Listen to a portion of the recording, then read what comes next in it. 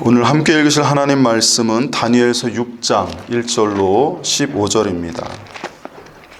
구약 성경 다니엘서 6장 1절로 10절입니다.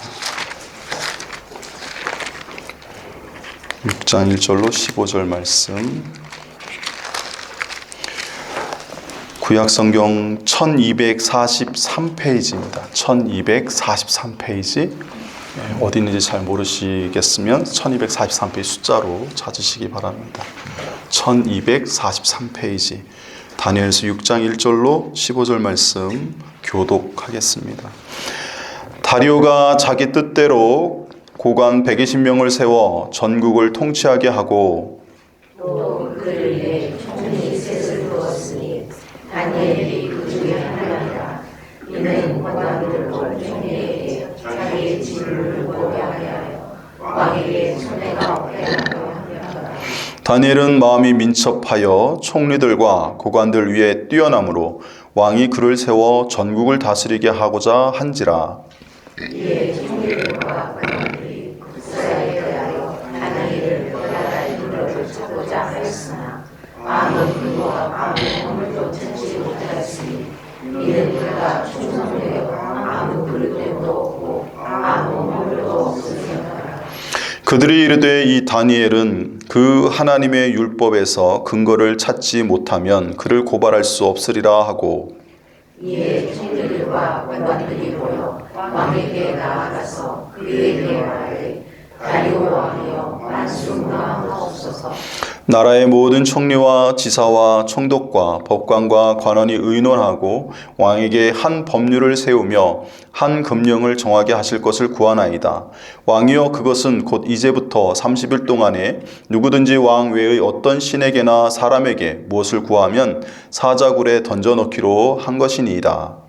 그런즉 왕이여 원하건대 금령을 세우시고 그 주소로 왕의 규정을 지어 외래와 가사에 붙이지 아니하는 규례를 따라 그것을 다시 고치지 못하게 하옵소서 하니. 이에 다리오 왕이 조서에 왕의 도장을 찍어 금령을 내니라. 다니엘이 이 조서에 왕의 도장이 찍힌 것을 알고도 자기 집에 올라가서는 명령에 올라가 예루살렘으로 하는 정보를 읽고 하는 수건 무릎을 꿇고 기도하여 그의 하나님께 감사하였더라. 예, 여러분 중구난방을 읽지 마시고 맞춰서 읽으십시오. 빠르게 읽는다는 분은 느리게 읽으시길 바랍니다. 느린 분이 빠르게 읽기는 힘들거든요. 느리게 읽어주세요.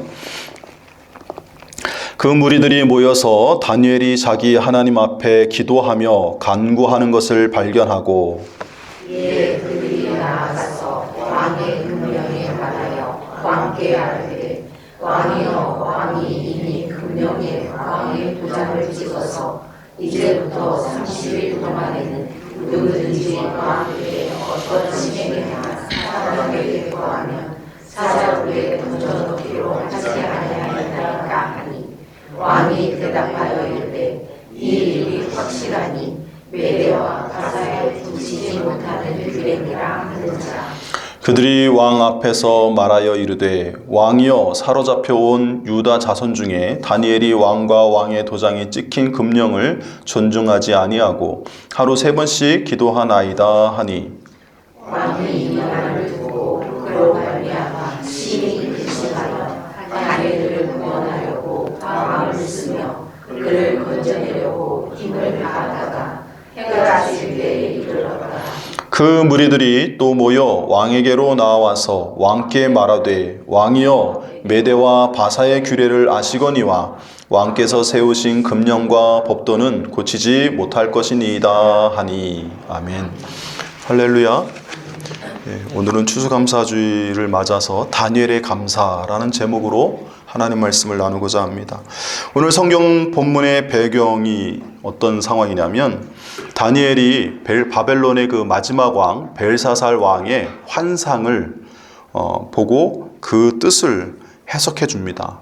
그리고 그 뜻의 의미를 간파한 메대 사람 다리오가 그 해석을 듣고 하나님의 뜻이 새로운 나라를 세울 것으로 생각해서 이 다리오가 벨사살에 대한 반역을 꾀해서 그날 저녁에 벨사살을 죽이고 다리오가 왕이 됩니다. 그러니까 바벨론이라고 하는 나라가 메소포타미아 그 중부 지역에서 이렇게 쭉 있는 중요한 나라고, 그 동쪽으로 메데라고 하는 또 나라가 있어요. 근데 바벨론의 지배를 받고 있던 나라죠. 여러 지배받는 나라 중에 하나가 이제 메데예요. 거기에 이제 출신이 이제 다리오라는 사람이고, 나중에 이제 다리오의 사위라고 이제 언급되는 그 고레스 왕이 그 옆에 또 페르시아 바사라고 하는 나라에 이제 또 신흥 왕자로서 이제 왕이 됩니다. 근데 이제 순서가 바벨론, 그 다음에 메데, 그 다음에 페르시아 순서로 이 국력이 세져요. 그래서 나중에 이제 고레스가 이제 페르시아라고 하는 대제국을 건설할 때 이 두 나라를 이제 집어삼키면서 이제 대제국이 되는 거죠. 근데 이제 그런 과정 속에 다니엘이라고 하는 사람이 이 세 왕을 연이어서 총리로 섬겨요. 그러니까 세 왕이 나라가 다르거든요, 전혀. 그럼에도 불구하고 다니엘을 탁월한 지혜자로 여겨서 그를 귀하게 등용하고, 또 일을 시켜보니까 너무 잘해서 다니엘을 다른 사람들보다 더 신임하고, 특히 오늘 다리오 왕 같은 경우는 원래 120명의 방백들을 세워서 지방 장관들을 세워가지고 그 120개의 지방을 통치하게 했는데, 그 중에서도 이제 탁월한 사람들 셋을 뽑아서 총리 셋을 만들었고, 그 총리 셋이 주관하게 했어요. 근데 그 중에서도 다니엘이 탁월하니까 이 다니엘을 더 높여가지고 온 나라를 다스리게, 자기 바로 밑에 있게끔 이렇게 하려고 했는데, 그 사실을 알게 된 다른 두 총리와 그들을 지지하는 또 다른 방백들이 거기에 대해서 이제 모함과 모의를 이제 한 거죠.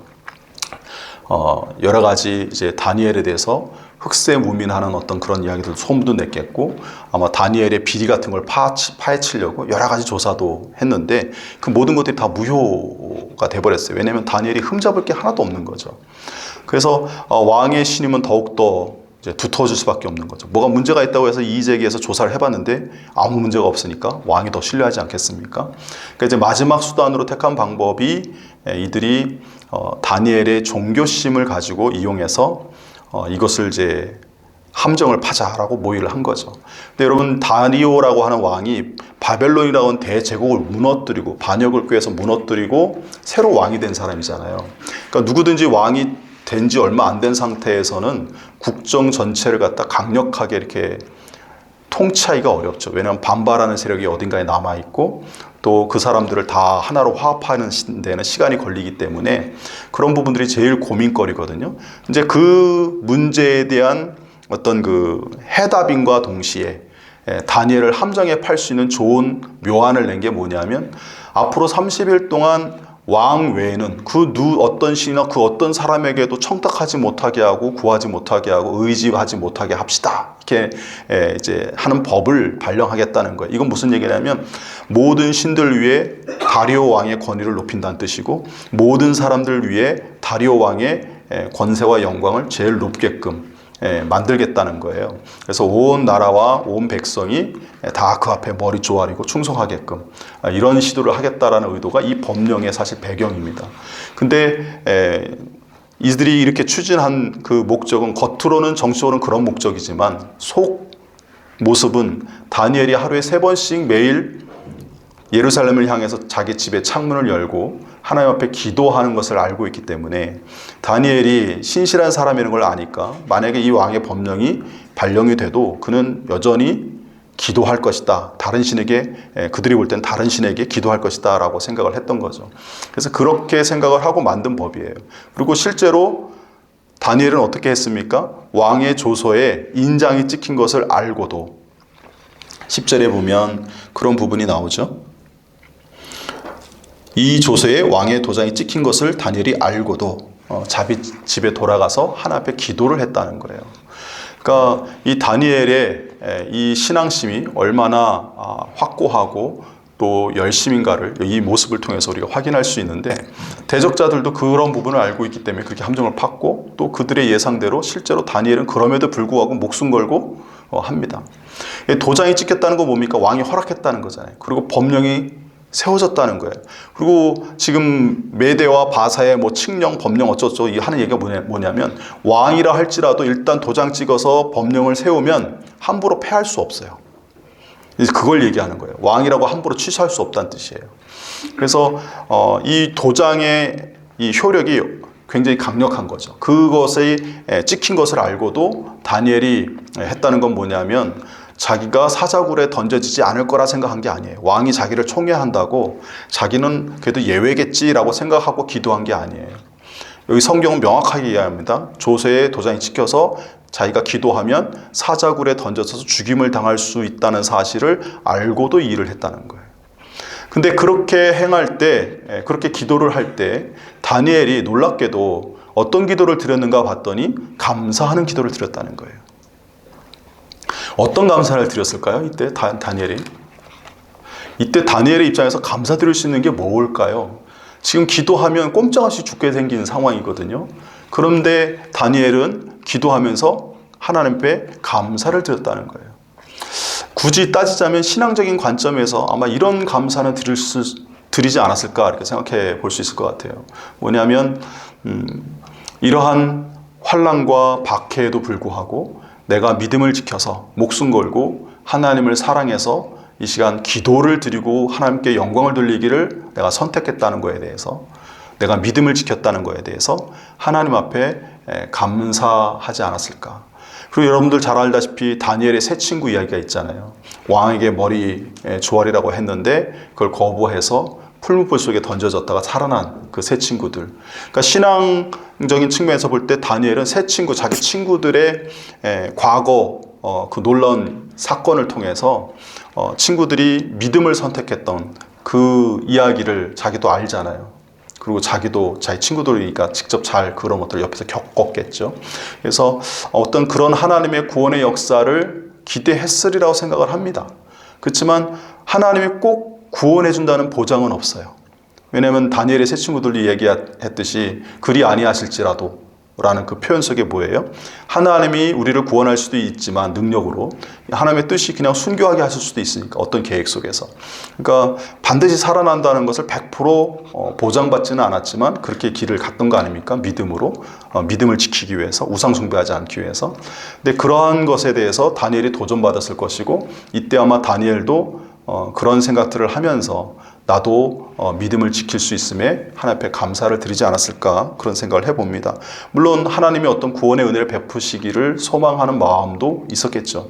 그렇지만 그거에 대해서는 확신할 수 없는 상황 속에서 어쨌든 죽더라도 내가 믿음을 지키겠다. 그리고 그런 결단을 내릴 수 있는 나의 믿음의 성장에 대해서 감사를 드렸다는 것이죠. 근데 이제 전체적으로 이제 이야기의 흐름은 그런 흐름이에요. 근데 이제 다니엘이 감사를 기도를 했는데 그것을 좀 더 자세히 좀 몇 가지 좀 살펴보려고 합니다. 일단 다니엘이 감사를 드릴 때가 방금 읽은 말씀들을 통해서 우리가 파악할 수 있죠. 어떤 때입니까? 즐겁고 행복할 때 또는 놀라운 은혜들을 입었을 때 하나님 앞에 감사를 드린 겁니까? 아니면 박해와 고난이 예상되는 가운데에서 그런 좀 불리한 상황 속에서 감사를 드린 겁니까? 후자죠. 조서에 왕의 인장이 찍힌 것을 알고도 라는 표현에서 알 수 있듯이 다니엘은 자기에게 지금 곧 어떤 상황이 펼쳐질 것인지, 어떤 박해가 가해질 것인지, 어떤 형벌이 주어질 것인지를 명확히 알고 지금 이것을 하나님 앞에 감사를 드린 거죠. 그러니까 다니엘의 감사는 우리가 생각하는 일반적인 감사와 좀 달라요. 우리는 일반적으로 감사할 때 어떻게 생각합니까? 어떤 감사의 조건이 충족되어지면, 그러니까 좋은 일들이 생기면, 내가 소망하는 바가 성취가 되거나 하나님의 예상치 못한 은혜를 입었거나 생각지 않은 축복을 받았을 때 우리는 보통 감사가 이제 고백되어지죠. 근데 그러지 않으면 뭐예요? 감사보다는 우리 입에서는 보통 뭐가 나옵니까? 원망이나 불평하는 말들이 나오기 쉽죠. 그러니까 우리가 보통 생각할 때 환경이나 어떤 조건 이런 것들이 굉장히 감사에 있어서 중요한 영향력을 미치는 게 사실이에요. 그렇지만 감사라고 하는 것은 꼭 환경에만 영향을 받는 것은 아니다 하는 사실을 오늘 다니엘의 세 친구도 보여줬고 다니엘의 이 기도 속에도 감사의 기도 속에도 그것이 명확하게 드러나는 것을 우리가 볼 수 있습니다. 어렵고 힘든 상황이고 죽을 수밖에 없는 그런 상황에 처하게 됨에도 불구하고 오히려 다니엘은 감사를 드렸다는 사실이 바로 그런 부분들을 우리에게 명확하게 얘기해 줍니다. 즉 감사라고 하는 것은 신앙의 문제이지 환경의 문제가 아니라는 거예요. 우리가 무엇을 가졌는가 또는 무엇을 얻었는가 이거에 관계없이, 또는 심지어 내게 없는 것을 깨닫거나 또는 있는 것을 빼앗겼다 할지라도 우리는 얼마든지 감사를 드릴 수 있다는 사실을 여러분 이 시간 분명히 아시길 바랍니다.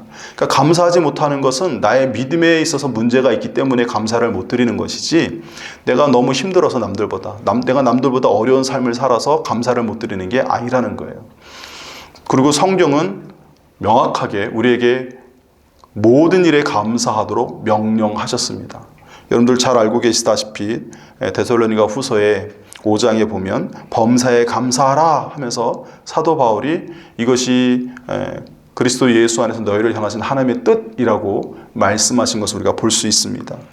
고난과 슬픔과 박해 중에도 감사를 드리는 것, 이게 범사에 감사드리는 삶이고 그게 하나님의 뜻이에요.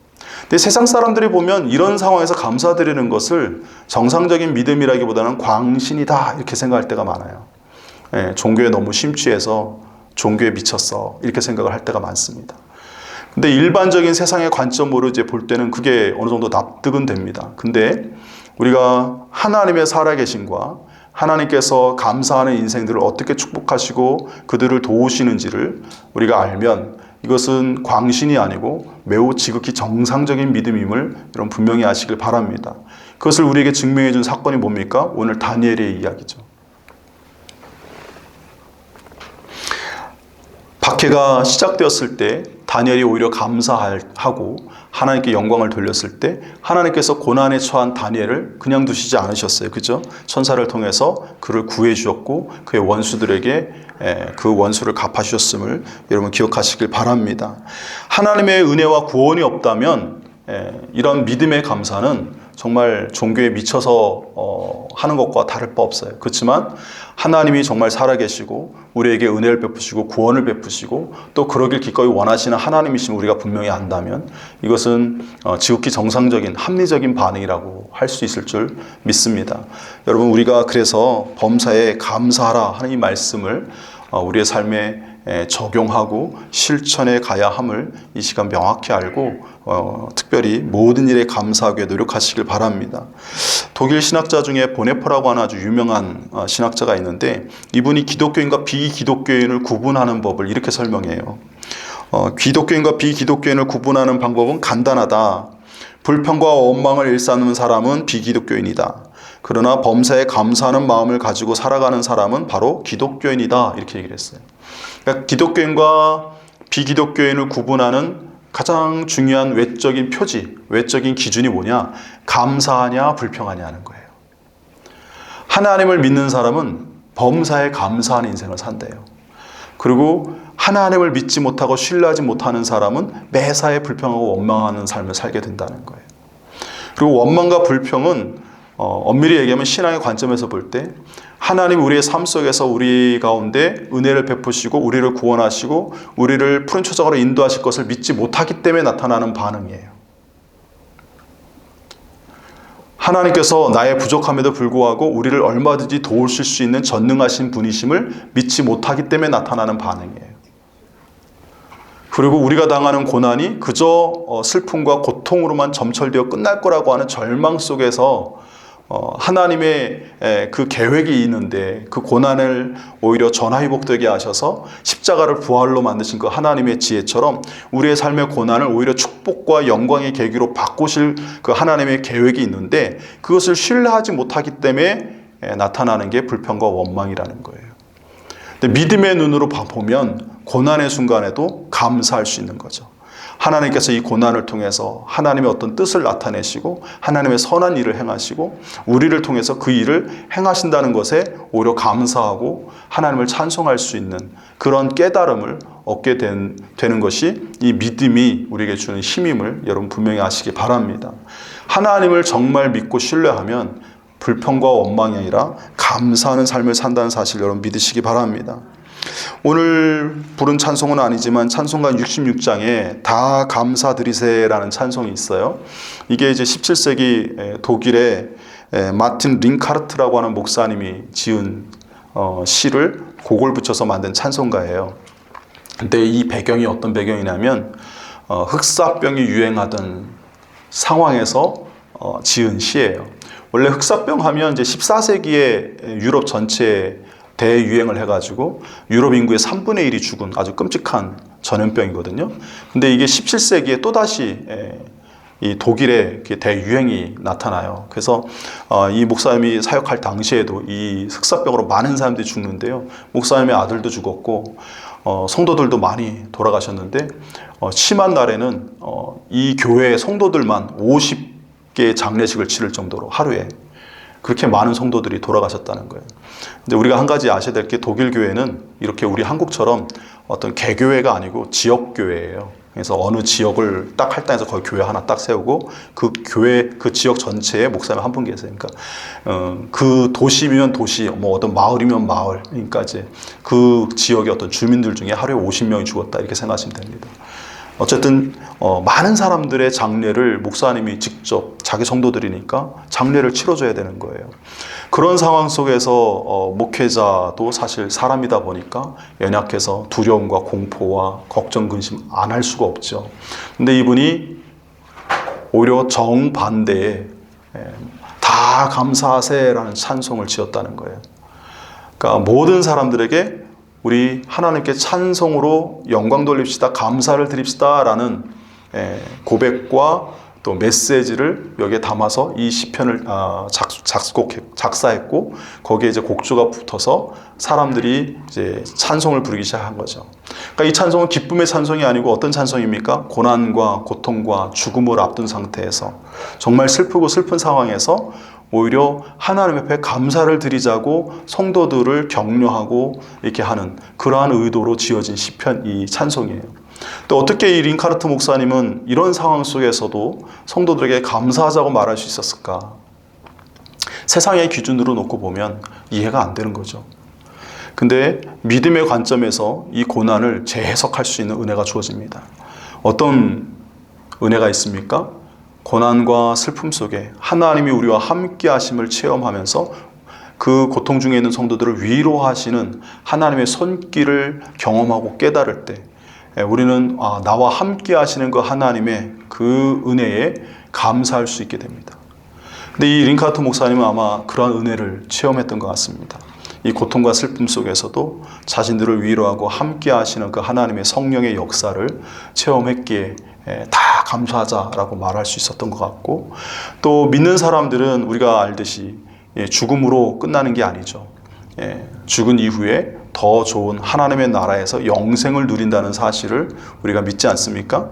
하나님은 또 그렇게 하리라 말씀하고 약속하셨죠. 그래서 그 믿음 안에서 이 목사님과 성도들은 죽음 이후에 더 좋은 세상을 가게 된 성도들을 오히려 다행이라 여기며 하나님 안에서 감사를 드렸던 거죠. 왜냐하면 지금 이 시기에 흑사병이 흥행하는 이 시기에 유럽은 정말 지옥 같은 환경이거든요. 그러니까 그런 고통 속에서 오랫동안 고통받는 것보다 하나님께서 사랑하셔서 빨리 데려가 주신 게 오히려 다행이다 여겨질 정도로 정말 힘들고 어려운 환경이었기 때문에 그러한 또 믿음의 눈으로 또 이렇게 하나님 나라와 이 세상을 비교하면서 감사를 돌렸던 것으로 보입니다. 그래서 우리가 이 얘기를 드리는 이유는 뭐냐면 세상의 기준으로 보거나 불신자의 믿음으로 생각으로 볼 때 도저히 감사할 수 없는 상황 속에서도 하나님의 사람들은 믿음의 관점에서 바라보면 감사하게 여겨질 만한 하나님의 은혜들을 깨달을 수 있고 하나님의 위로를 경험할 수 있고 한다는 거예요. 근데 그게 그냥 우리가 그렇게 생각하는 게 아니고 실제로 하나님께서 우리의 삶 속에서 섭리하실 것이고 또 이루어 가실 놀라운 은혜임을 여러분 분명히 알고 믿으시길 바랍니다. 그렇기 때문에 이것은 자기의 어떤 그 합리화가 아니고 하나님의 놀라운 축복이 보장된 것임을 알기에 우리 예수 믿는 사람들은 어떤 고난 속에서도 감사할 수 있음을 여러분 이 말씀을 통해서 또 이 예를 통해서 여러분들이 깨닫고 여러분들도 범사에 감사하는 신앙이 되시기를 축원을 드립니다. 두 번째로 다니엘은 역경 속에서 감사를 드릴 수 있었는데 그러한 감사가 어떻게 다니엘이 이렇게 감사를 드릴 수 있을까 하는 그 이유에 대해서 우리가 좀 생각해 보면, 그러니까 아무리 믿음이 좋아도 하나님 앞에 평소에 믿음이 좋아도 하나님 앞에 이 감사를 드리기가 큰 일을 당하면 쉽지 않을 수 있어요. 그러니까 자기가 생각한 것 이상의 충격적인 사건을 경험하면 당황해서 그럴 수 있어요. 근데 그렇게 충격적이거나 힘든 상황에 놓일 때에도 사람들이 자기의 본연의 임무나 본연의 자세를 잃지 않고 그 일을 하게 되는 경우가 있어요. 어떤 경우냐면 군인들 예를 들면 군인들이 전쟁을 할 때 굉장히 공포를 느낄 수밖에 없잖아요. 자기 위로 총알이 날라오면 그거 맞으면 내가 죽는 거 아닙니까? 실제로 전선에 처음 투입된 사람들은 제대로 조준 사격을 못하고 그냥 허공에다 총을 쏠 때가 더 많다 그래요. 그래서 정말 정규군이냐 잘 훈련된 부대냐 아니냐를 알 수 있는 거는 그런 모습들, 그 전장에 임했을 때 태도를 보면 알 수 있다는 거예요. 근데 그런 훌륭한 군인 전사로 키워내는데 가장 중요한 게 뭐냐면 훈련이라는 거죠. 훈련이 많이 했고 경험을 많이 한 사람, 그런 환경 속에서 이렇게 훈련받은 사람들은 그게 가능하다는 거예요. 제가 보니까 어느 나라인지 모르겠는데 굉장히 그 특수부대를 훈련시키는데 실제로 총을 그 포복하고 기어가는 옆에다 총을 실탄을 쏘더라고요. 그 쏘는 이유가 뭐냐면 실제 전장에서 당황하지 않고 자기가 할 수 있는 일들을 하도록 그것을 미리 경험시켜 주는 거래요. 그래서 잘못 맞으면 죽을 수도 있는데, 물론 사고가 나는지는 모르겠습니다만 어쨌든 그렇게 훈련을 한다는 거예요. 실탄 훈련을. 근데 그렇게 하는 이유가 뭡니까? 익숙해지게 하는 거죠. 그리고 그 상황에서 몸이 그런 행동을 기억하게 하는 거예요. 그러니까 전쟁에서 총소리 딱 들리면 벌써 반사 반응으로 취해야 할 행동들을 착취하게 되는 거죠. 자기도 모르게. 제가 어렸을 때 유도를 조금 배웠는데 낙법을 좀 배웠어요. 학교에서 2년 동안. 근데 계단에서 쭉 미끄러졌어요. 근데 그 몸이 그냥 이렇게 주저앉으면서 미끄러진 게 아니고 몸이 일자로 붕 떴어요. 한 1m 이상. 근데 저도 모르게 낙법을 치더라고요. 그래서 허리도 안 다치고 손만 약간 좀 통증이 있고 무사했던 기억이 있어요. 나도 모르게 일주일에 2번씩 매주 가가지고 이 유도 훈련을 하니까 나도 모르게 낙법이 쳐지는 거예요. 근데 지금은 못 치죠. 왜냐면 그 훈련이 길들여지지 않고 이제 잊어버린 습관이 됐기 때문에. 그만큼 하나님 안에서 이 다니엘은 기도하면서 감사를 늘상 했기 때문에 어떤 상황에서도 감사를 발견할 수 있고 감사한 조건들을 깨달을 수 있고 또 감사를 드릴 수 있는 이 감사의 습관화, 체질화가 이루어진 사람이라는 거예요. 오늘 성경에도 보면 다시 한번 보면 10절 하반절을 보면 전에 하던 대로 하루 3번씩 무릎을 꿇고 기도하며 그의 하나님께 감사하였더라 라는 말씀을 볼 수 있어요. 그러니까 다니엘이 이런 상황에서도 감사할 수 있었고 기도할 수 있었던 결정적인 이유가 뭐냐? 전에 늘 해왔던 거예요. 하루에 3번씩 매일같이 한결같이 그의 일생 동안 해왔던 일인 거예요. 그래서 이런 상황 속에서도 자연스럽게 자기의 몸이 먼저 하나님 앞에 기도하러 가게 되고 하는 거죠. 우리도 신앙생활 열심히 하고 하나님 은혜를 경험하다 보면 큰일 생기면 어떻게 됩니까? 사람 찾아가기보다 먼저 하나님 앞에 와서 무릎 꿇고 기도하죠. 그러고 나서 하나님이 지혜 주시는 대로 또 감동 주시는 대로 뭐 사람을 찾아가기도 하고 다른 방법을 찾아보기도 하고 또 내가 해야 될 것을 갖추기 위해서 노력하기도 하고 하죠. 그러니까 기도하는 삶을 평소에 살았던 다니엘이었기에, 그리고 그 기도 중에 늘 감사를 생활했던 다니엘이었기 때문에 이런 상황에서도 감사했다는 사실을 여러분 분명히 알고 믿으시길 바랍니다. 그러니까 감사를 습관화하는 것이 되게 중요해요. 사도 바울이 여러 서신을 썼죠. 우리가 알기로는 뭐 13편의 서신을 썼다라고 이제 알려져 있는데, 일반적으로는 이 사도 바울의 서신서를 보면 첫 마디가 문안 인사로 시작하는 걸 볼 수 있어요. 문안 인사로 쓰여지는 게 그 당시 헬라 세계에서 일반적으로 편지를 쓸 때 제일 먼저 누구에게 문안합니다 하는 이런 편지로 시작하기 때문에 이 편지 형식이에요. 그래서 사도 바울도 그 형식에 따라서 다른 누군가가 대피를 하기도 했고, 그래서 이 사도 바울의 서신서들을 보면 다 그런 식으로 시작을 합니다. 문안 인사로. 근데 그 다음에 문안 인사 다음에 나오는 게 있어요. 그게 뭐냐면 감사예요. 감사. 사도 바울이 서신을 쓰는 이유는 그 신앙 공동체에게 하나님의 어떤 말씀을 전하기 위해서 편지를 쓰거든요. 하나님의 뜻을, 말씀을 어떤 거기에 대한 어떤 지침을 가르쳐주고 전하기 위해서 쓰는 건데, 그거 되게 중요한 일 아닙니까? 근데 그것을 앞세우지 않고 그보다 먼저 뭘 하냐면 감사를 해요. 어떤 감사를 드리느냐? 하나님 앞에 감사를 드리는데, 교회와 성도들에게 이런 은혜를 지키고 믿음을 지키게 하신 것에 대해서 하나님 앞에 감사를 드리는 것을 해요. 근데 이거는 그 당시 그레코 로만 세계에서의 그 서신에 있어서 형식이 아니에요. 이거는 의도적으로 사도 바울이 그 편지를 쓸 때마다 제일 이것을 앞세워서 기록했다는 뜻이에요. 그러니까 사도 바울은 모든 편지를 쓸 때 형식적으로 쓰는 인사말 빼고는, 문안 인사 빼고는 감사의 말로 시작해서 하나님의 말씀을 전하는 일들을 지속적으로 해왔다는 사실을 여기서 확인할 수 있습니다. 그러니까 사도 바울이 범사에 감사하라 이런 말씀을 우리에게 남겼잖아요. 그리고 항상 기뻐하라 뭐 이런 말씀도 남기고. 근데 이러한 권면을 할 수 있었던 게 뭐냐면 그 자신이 범사에 감사하고 감사로 하루를 시작하는 삶을 살았고, 편지를 쓸 때도 감사로 시작하고, 하나님 말씀을 증거할 때도 감사를 먼저 하고 하나님께 영광 돌리고, 그러고 나서 하나님 말씀을 전하는 그런 사도였기 때문에 이게 가능한 것이죠. 그리고 이렇게 감사하는 이 감사가 우리에게 굉장히 중요한데, 그러니까 감사로 시작을 하면 우리의 삶 속에 뭐가 없어지냐? 원망과 불평이 사라져요. 여러분, 하나님 이거 감사합니다 라고 고백을 했는데 원망하는 마음이 생기겠습니까? 그러니까 감사로 시작하면 원망과 불평이 자리 잡을 틈이 없어요. 원망과 불평을 하면 감사하기가 어려워요. 그죠? 우리 마음이 상해서 감사하지 않으면 원망과 불평이 자리 잡죠. 그러니까 여러분들에게 권면드리고 싶은 건 뭐냐면, 하루를 시작할 때 감사로 시작하시라는 거예요.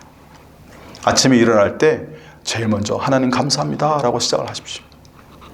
오늘 새로운 날 기회 주심을 감사하고, 간밤에 평안하게 보내심을 감사하고, 오늘 여러 가지 일들이 있는데 하나님이 도우심을 믿고 믿음으로 감사하는. 그래서 바울 사도는 기도할 때도 감사로 기도하라고 권면하잖아요.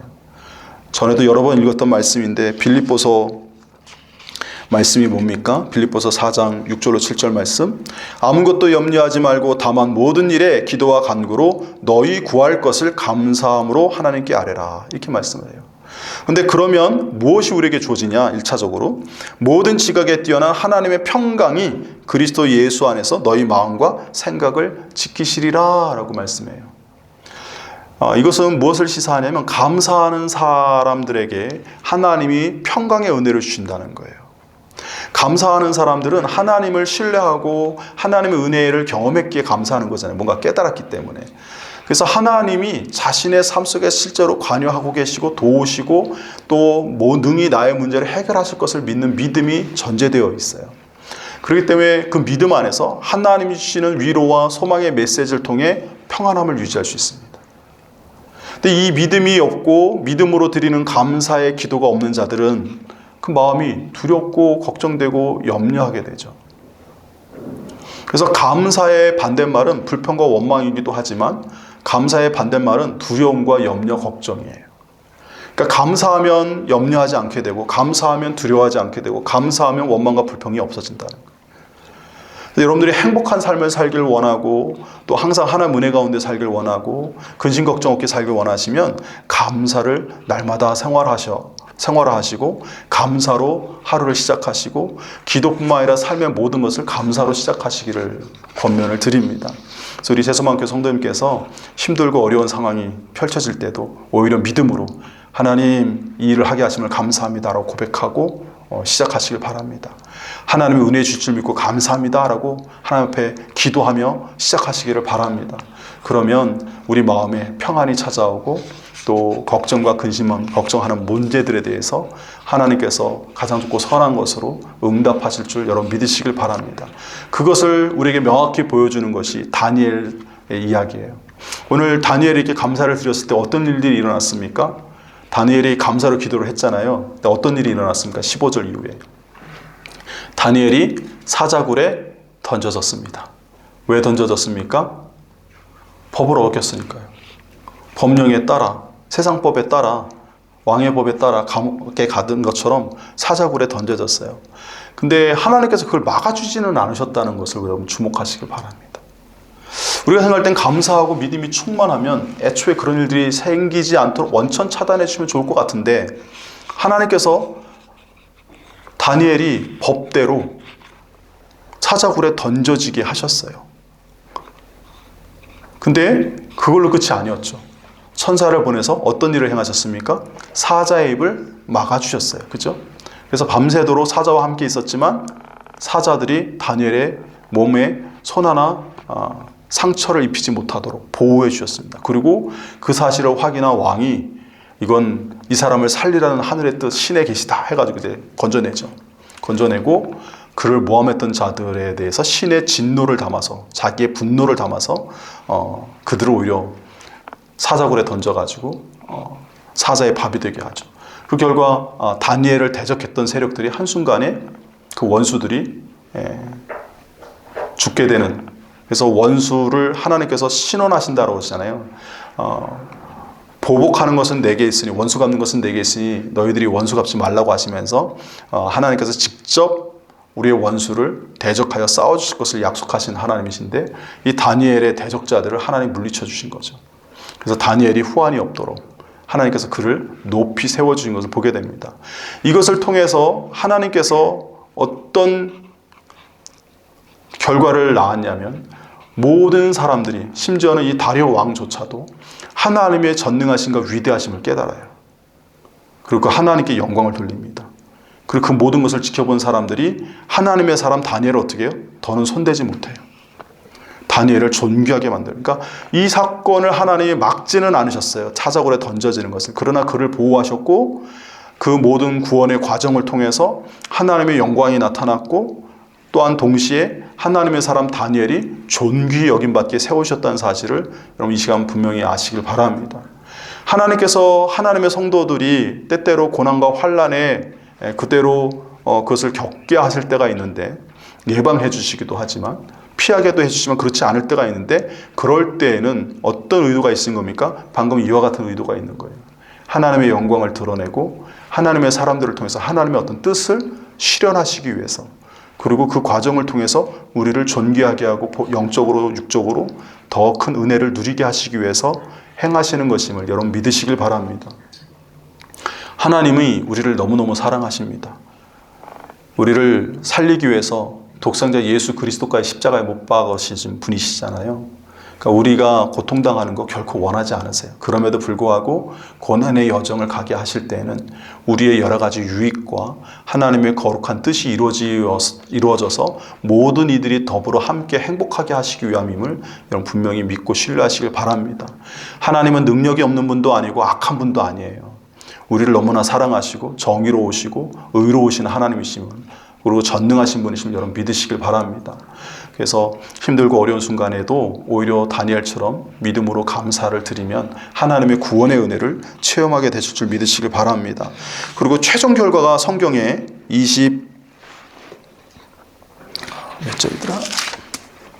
8절에 나옵니다. 다음 장 넘겨보십시오. 6장 28절 함께 읽습니다. 시작. 이 다니엘이 다리오 왕의 시대와 바사 사람 고레스 왕의 시대에 형통하였더라. 여러분, 다니엘이 형통했다라는 말씀으로 그의 삶이 요약이 돼요. 하나님 앞에 어려운 중에 믿음을 지키고 감사를 드렸더니 하나님이 보호하시고 구원해 주셨을 뿐만 아니라 그 위기를 넘기게 하셨을 뿐만 아니라 그 이후에도 계속해서 뭐예요? 다니엘이 총리의 발탁이 돼서 귀하게 사역을 했고 그 삶이 형통했대요. 하는 일마다 다 하나님이 잘 되게 하셨다는 뜻이에요. 여러분, 이 다니엘이 형통할 수 있었던 것은 그가 지혜롭기 때문이라고 우리가 흔히 생각을 합니다. 왜냐하면 이 세상에서 가장 지혜로운 사람 하면 누구누구를 꼽습니까? 성경에서는 솔로몬 생각나시고 또 오늘 본문의 다니엘, 지혜의 사람 다니엘을 꼽거든요. 근데 이 다니엘의 지혜가 우리가 알고 있는 세상의 지혜가 뛰어난 게 아니에요. 다니엘의 지혜는 하나님의 지혜예요. 그러니까 IQ가 높은 사람이 아니란 뜻이에요. 뭐 숫자 계산 잘하고 머리가 빠릿빠릿하게 돌아가고 뭐 그런 부분도 있겠죠. 그렇지만 다니엘이 인정받은 건 그것 때문에 인정받은 게 아니에요. 여러분, 다니엘이 처음으로 총리로 발탁된 벨사살 왕의 케이스를 보세요. 벨사살 왕의 환상을 하나님이 계시하셔서 다니엘로 하여금 요셉이 애굽 왕의 그 꿈을 해몽한 것처럼 해석하게 해줬는데 그 뜻대로 된 거예요. 그 해석대로. 하나님이 다니엘에게 말씀해 주지 않았으면 다니엘은 그것을 해석할 능력이 없는 거예요.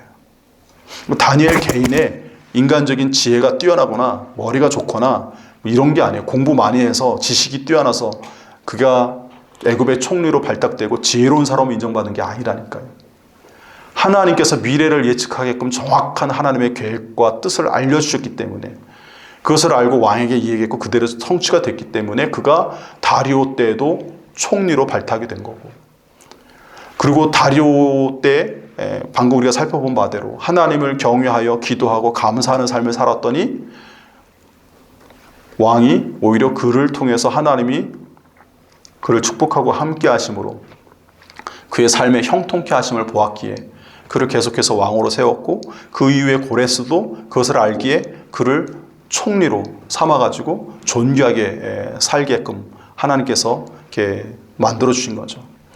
여러분, 다니엘의 지혜는 하나님의 지혜이고요. 하나님의 지혜가 그에게 주어진 것은 하나님을 경외했기 때문이고요.